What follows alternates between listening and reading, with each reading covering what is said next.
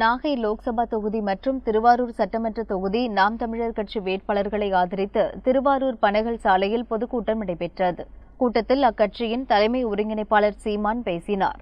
பாஜக அதிமுக கூட்டணி, திமுக காங்கிரஸ் கூட்டணியை கடுமையாக விமர்சித்து பேசினார். அவர் பேசிக் கொண்டிருக்கும் போதே கூட்டத்திற்கு வந்த நாகை லோக்சபா தொகுதி இந்திய கம்யூனிஸ்ட் கட்சி வேட்பாளர் செல்வராசு கூட்டத்தில் அமர்ந்து சீமானின் பேச்சை ரசித்து கேட்டார். தொடர்ந்து மேடைக்கு சென்று சீமானுக்கு வாழ்த்து தெரிவித்தார். இந்நிலையில் திருவாரூர் தெற்கு வீதியில் திமுக கூட்டணி வேட்பாளர்களை ஆதரித்து மார்க்சிஸ்ட் கம்யூனிஸ்ட் கட்சியின் பொதுச் செயலாளர் பிரகாஷ் காரத் பொதுக்கூட்டத்தில் பேசினார்.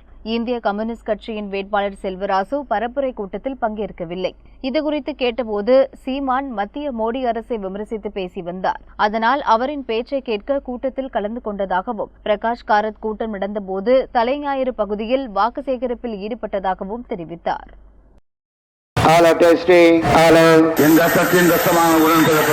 என் உயிரினும் மேலான அன்பு உடன்பிறப்புகளே, செய்வீர்களா?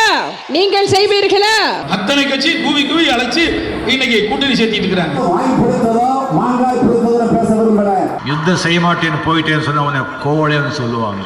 आप में से किसी ने कहा था कि Rafale CEO has said people of Tamil Nadu are remarkable. தேர்தல் திருவிழா 2019 6 பக்க எக்ஸ்க்ளூசிவ் தேர்தல் செய்திகள். தினமலர் நாளிதழில் தினமும் சில செய்திகள், சில படங்கள், சில தகவல்கள். தினமலர் நாளிதழில் மட்டுமே. தினமலர், உண்மையின் உரைக்கல்.